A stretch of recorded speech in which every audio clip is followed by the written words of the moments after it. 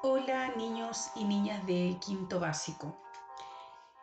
Dale la bienvenida a la clase que corresponde al 11 y 14 de mayo, en la cual continuamos, ¿cierto?, trabajando la unidad 2, que tiene que ver, ¿cierto?, con los viajes de descubrimiento y la conquista de América.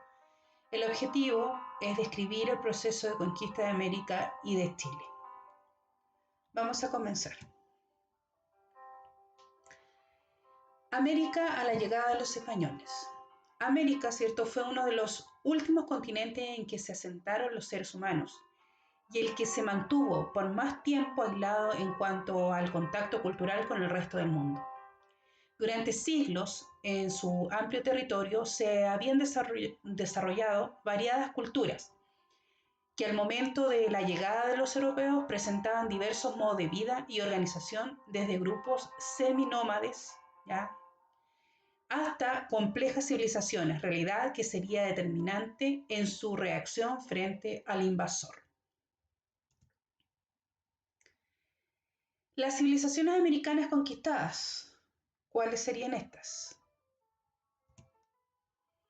Tenemos a los aztecas, ¿ya? Formaron un imperio en el centro-sur de México durante los siglos XIV y XVI. En la cima de la organización política estaba Tlatoani, que era el gobernante supremo, ¿cierto?, considerado una encarnación de los dioses de la tierra. Residía en Tenochtitlán, centro político, económico y religioso del imperio. Los aztecas estaban en pleno desarrollo y expansión cuando llegaron los españoles en 1519. También tenemos a los mayas, constituyeron una de las civilizaciones más duraderas, ¿ya?, y complejas de Mesoamérica. Este pueblo se organizó en una serie de ciudades-estado independientes que se relacionaban mediante alianzas, conflictos bélicos y un intenso intercambio cultural y comercial. Cuando los españoles llegaron, los mayas vivían un periodo de decadencia, lo que facilitó la conquista de sus territorios en 1546 y 1697. También tenemos en este proceso, ¿cierto?, de conquista a los incas. Se asentaron alrededor del siglo XIII en el Valle del Cusco y durante el siglo XV ya habían conformado un poderoso imperio, con la ciudad del Cusco como su centro político, administrativo y religioso.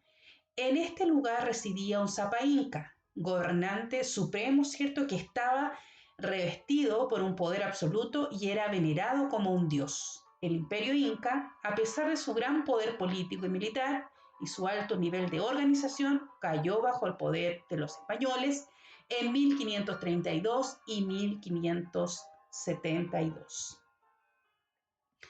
También tenemos a los mapuches, ¿cierto? Habitaron por parte actual del territorio de Chile y Argentina. Su organización estaba basada en la familia y la relación entre ellas. Los grupos de familia o LOF, como un antepasado en común, eran dirigidos por un lonco. En tiempos de guerra se unían en grupos más amplios a cargo de un toqui. Este grupo indígena opuso una fuerte resistencia, ¿cierto?, al dominio español. La empresa de conquista, ¿cómo se organizaba? ¿Ya? ¿Cómo se financiaba, cierto, la empresa de conquista? Su financiamiento consistía en una empresa, cierto, conquistadora, que constituía a crédito los préstamos, se pagarían con la riqueza, cierto, que se conseguía en América, ¿ya? El capitán de conquista solicitaba dinero en préstamo a gente rica, comerciante, que le prestaban el dinero necesario, ¿cierto?, para organizar la empresa. ¿Ya? Por su parte, cada soldado aprobaba su propio equipo y provisiones. ¿Ya? Eh, Esto, ¿cierto?, tenía relación con el financiamiento de conquista, en lo que consistía, ¿verdad? Eh, También tenemos las huestes, ¿ya? El capitán de conquista procedía a proponer la empresa, ¿cierto?, exhibiendo el perdón real y el propio estandarte o bandera. Se tocaban trompetas, ¿cierto? Se hacían sonar tambores y se daba voces para el alistamiento de los voluntarios, ¿ya? Los voluntarios que formaban la hueste eran aventureros, no siempre militares profesionales, y su objetivo era obtener honor y riqueza. Parte importante en la conformación de esta hueste eran los religiosos. Los sacerdotes debían aconsejar al capitán, realizaban misas y mantener en alto, ¿cierto?, el espíritu de los soldados. La hueste era organizada por con un fuerte criterio militar y debía ser autosuficiente para sobrevivir con el armamento y los víveres necesarios, ¿cierto?, en territorios desconocidos. ¿Ya?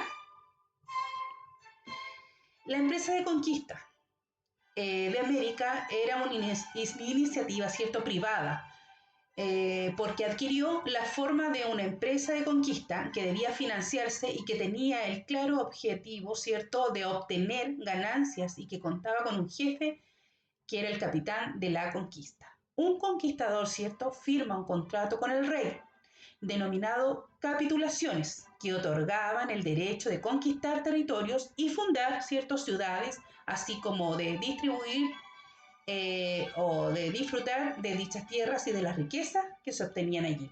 A cambio, debían pagarle un impuesto al rey, que consistía en una quinta parte de lo que obtuvieran y que se conocía como quinto real. ¿Ya? También el capitán de conquista se comprometía, ¿cierto?, a correr con los gastos de la empresa y a realizar en el tiempo y realizar esto en el tiempo fijado. ¿Ya? ¿Qué beneficios y costos implicaba para las partes involucradas, en este caso la corona, ¿cierto?, y el capitán de conquista?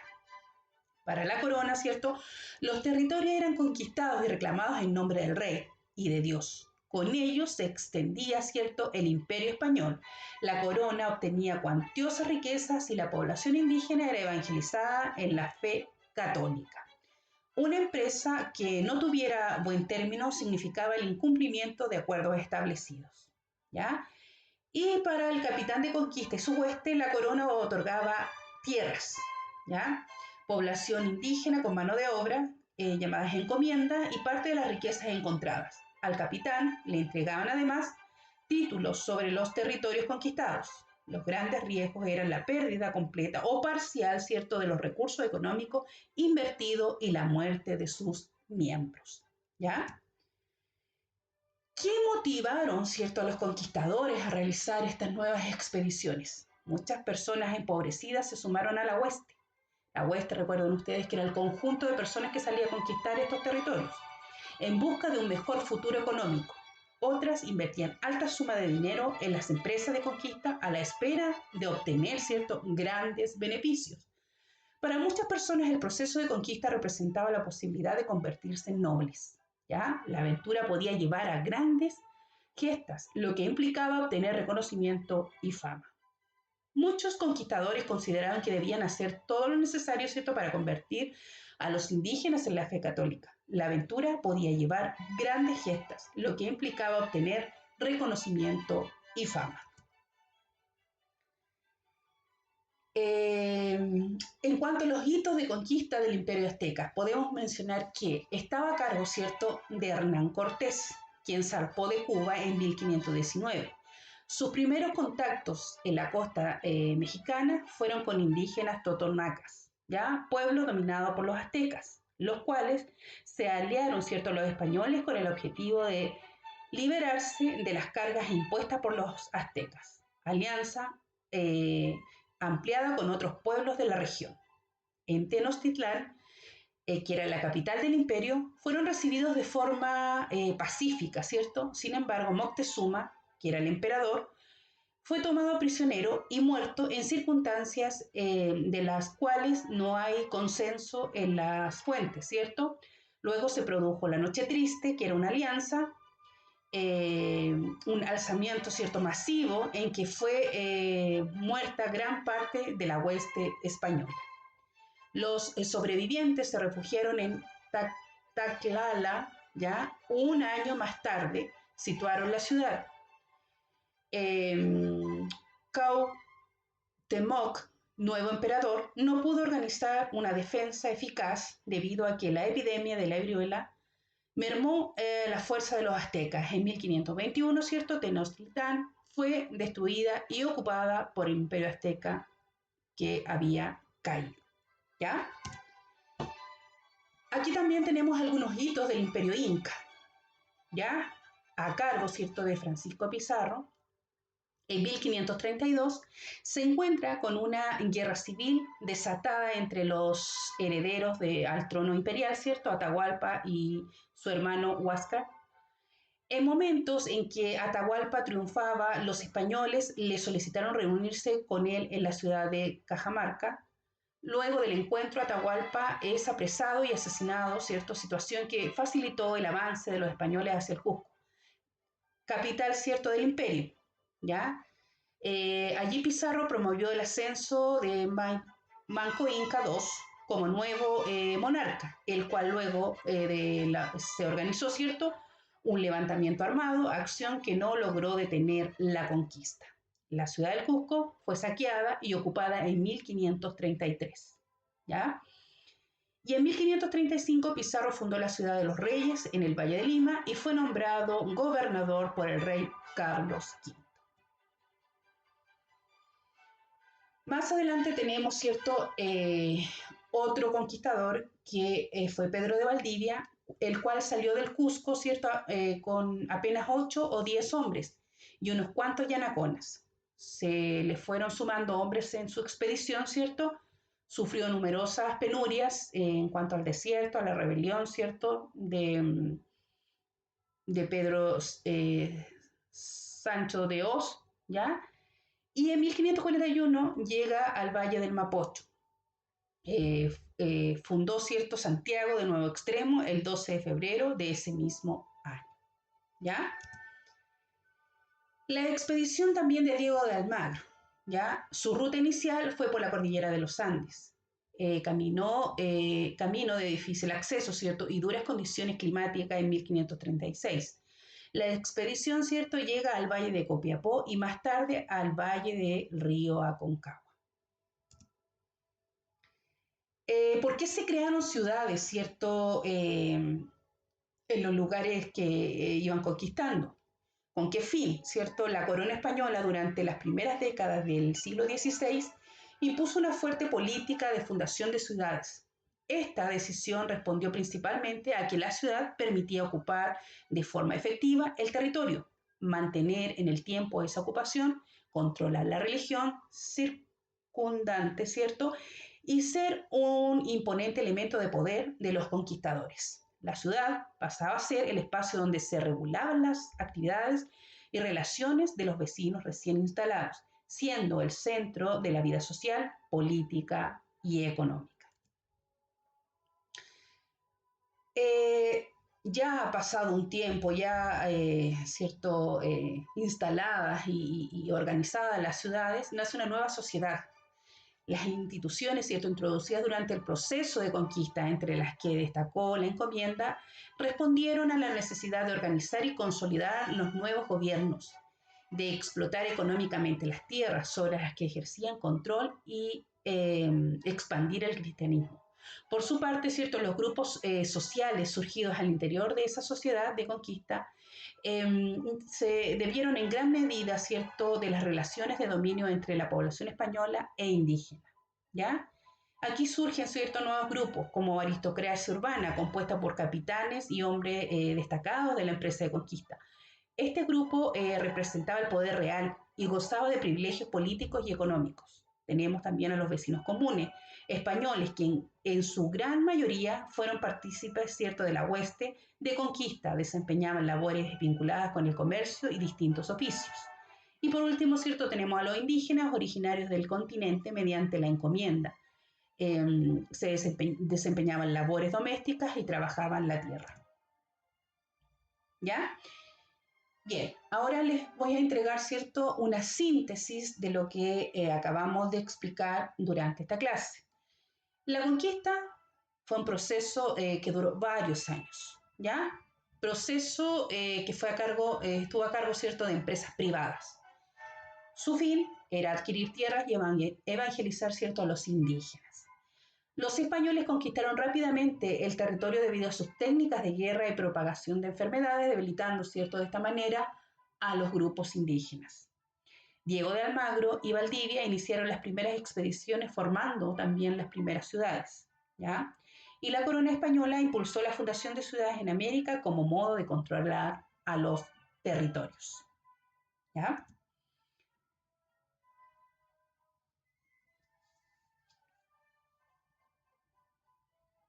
Bien. Con esto, ¿cierto? Pongo fin a la clase. Saludos a todos y los invito a observar el siguiente video. En esta clase, la única tarea que les voy a pedir es que me hagan dos mapas, ¿ya? Donde expliquen, ¿cierto? Los viajes, las rutas de Pedro de Valdivia y de Diego de Almagro. Solo esas dos cosas en cuanto a la actividad que tienen que realizar en esta clase. ¿Ya? Esa ruta y esos mapas los pueden encontrar en su libro. ¿Ya? Ahora los dejo, ¿cierto? Invitados a observar el siguiente video. Atención. La conquista de Chile, Pedro de Valdivia. 3 años después del regreso de Diego de Almagro, en 1539, Pedro de Valdivia, un experimentado soldado y maestro de campo Francisco Pizarro, en la guerra contra Almagro, solicitó a su capitán y gobernador permiso para realizar una expedición hacia los territorios de Chile.